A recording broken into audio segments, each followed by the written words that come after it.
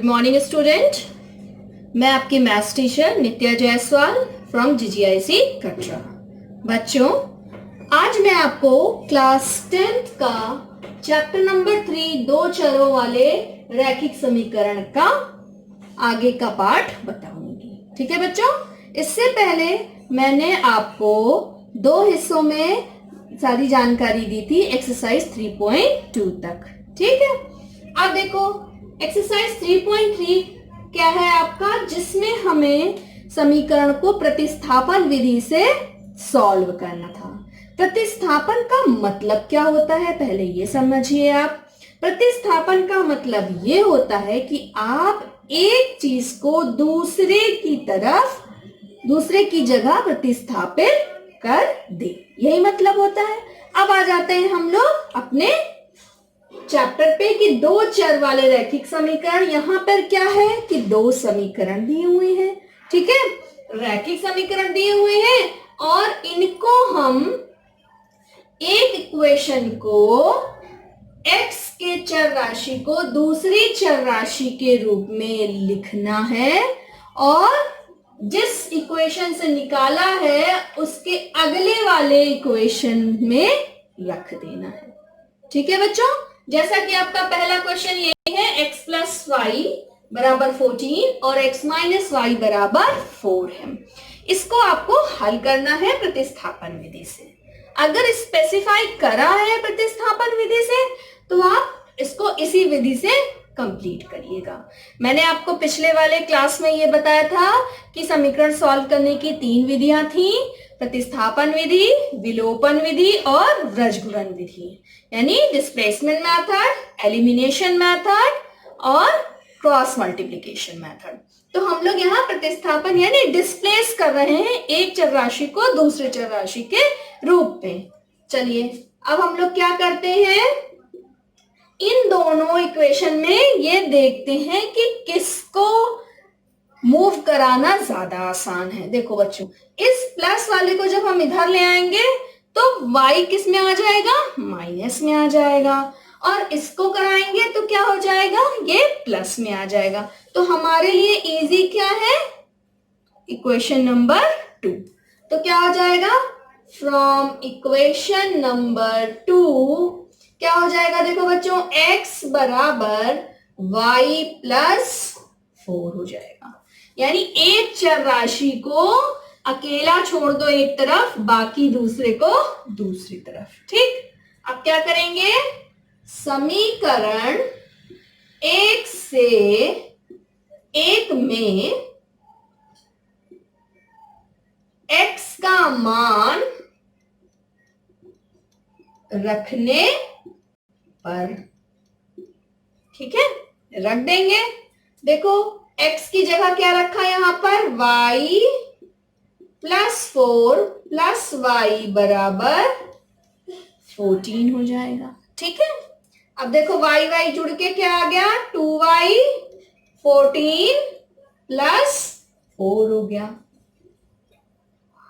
तो क्या हो गया, 2y बराबर 14 माइनस 4 दैट इज 10, 2y। तो y की वैल्यू क्या हो जाएगी, 5 हो जाएगी। ठीक है, हमने शॉर्ट में कर दिया। अगर आप चाहो तो इसको 2 से डिवाइड करके भी कर सकते हो, y इक्वल्स टू 5। ठीक है बच्चों, अब इसको हम लोग मान लेते हैं समीकरण 3। तो समीकरण 3 से फ्रॉम लगा दिया 3 से, तो x बराबर y प्लस 4, तो y का मान 5 प्लस 4 दैट इज 9। तो हमारे पास आंसर क्या आ गया, x बराबर 9 और y बराबर 5। ठीक है, तो ये हमारा एक्सरसाइज 3.3 में आपको सभी क्वेश्चन को क्या करना है, प्रतिस्थापन विधि से सॉल्व करना है। ठीक है बच्चों, इसके बाद नेक्स्ट एक्सरसाइज आपकी 3.4 है, उसमें आपको विलोपन विधि से क्वेश्चन को सॉल्व करना है। ठीक है, तो चलिए हम लोग एक एक्सरसाइज 3.4 का विलोपन विधि भी कर लेते हैं। ठीक है बच्चों, अब हम लोग एक्सरसाइज 3.4 में विलोपन विधि से किसी भी समीकरण को कैसे हल करते हैं। विलोपन का मतलब पहले क्या होता है, पहले हम लोग ये समझेंगे। विलोपन का मतलब है कि हम किसी चीज को हटा दे, मतलब विलोप कर दे, विलुप्त कर दे। विलुप्त प्राणी जैसे होता है साइंस में, विलुप्त प्राणी यानी जो पहले रहा करते थे वो अब इस समय नहीं है, तो इसी से बना शब्द है विलोपन विधि। तो यहाँ पर क्या है, समीकरण की हम लोग बात करेंगे। तो इसमें क्या करेंगे कि एक चर राशि को हम लोग विलोप कर देंगे, यानी उसको हटा देंगे, एलिमिनेट। क्वेश्चन आपका क्या है, देखिए x प्लस वाई बराबर 5, 2x माइनस 3y बराबर 4 है। ठीक है, अब हमें एक चर राशि को विलोपित करना है, यानी एक चर राशि को हटाना है। ठीक है, अब देखो हटाने का मतलब क्या होता है कि चर राशि का वही नंबर एक प्लस में आए और एक माइनस में आए। ठीक, तो हम लोग पहले ये ट्राई करते हैं, क्वेश्चन को देखते हैं कि किसमें प्लस और माइनस आ रहा है।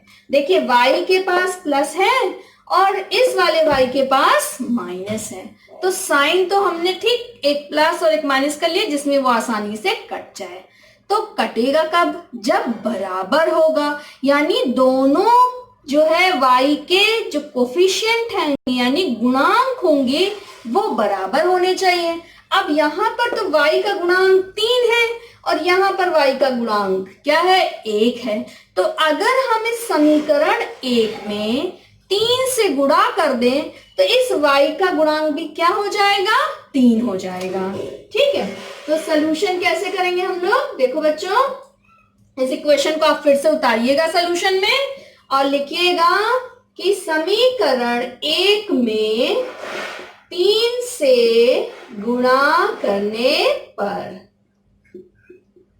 ये सब आप लोगों ने क्लास 8 में किया हुआ है।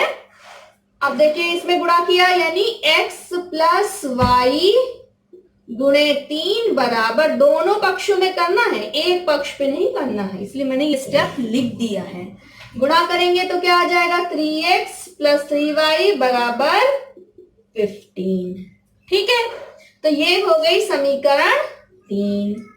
अब देखो क्या है, समीकरण 2 और 3 में ये और ये कोफिशिएंट बराबर हो गए, तब हम लोग क्या लिखेंगे कि समीकरण, देखो जब बच्चों सेम साइन होता है तो हम लोग घटाते हैं और अलग अलग साइन होता है तो हम लोग जोड़ देते हैं समीकरण के लिए। आप उसमें पिछले मत चले जाइएगा कि ऐसा कहा गया था। समीकरण 3 व 2 को जोड़ने पर लिख लें 2x minus 3y equals to 4 और 3x plus 3y equals to 15। जोड़ देंगे तो क्या हो जाएगा, ये कट जाएगा और 3 और 2 क्या हो जाएगा, 5x हो जाएगा और ये 19 हो जाएगा। तो आपके पास x का मान क्या हो गया, 19/5 हो जाएगा। ठीक, अब किसी एक इक्वेशन में आप मान रख के दूसरा निकाल लेंगे। तो समीकरण 1 में x का मान रखने पर रख देंगे x प्लस वाई बराबर 5, x बराबर 19/5 प्लस y बराबर 5। y की वैल्यू निकालनी है तो हम लोग इसको इधर ले आएंगे, 19/5 एलसीएम 5, यहाँ कुछ नहीं है तो 125 माइनस 19 तो क्या हो गया, 6/5। तो answer is x equals to 19/5 and y equals to 6/5। ठीक है, तो आप लोग किसी भी क्वेश्चन को विलोपन विधि से और चाहे तो प्रतिस्थापन विधि से कर सकते हैं। ठीक है बच्चों, तो आपकी एक्सरसाइज 3.1 हो चुकी, 3.2 हो चुकी, 3.3 हो चुकी, 3.4 हो चुकी।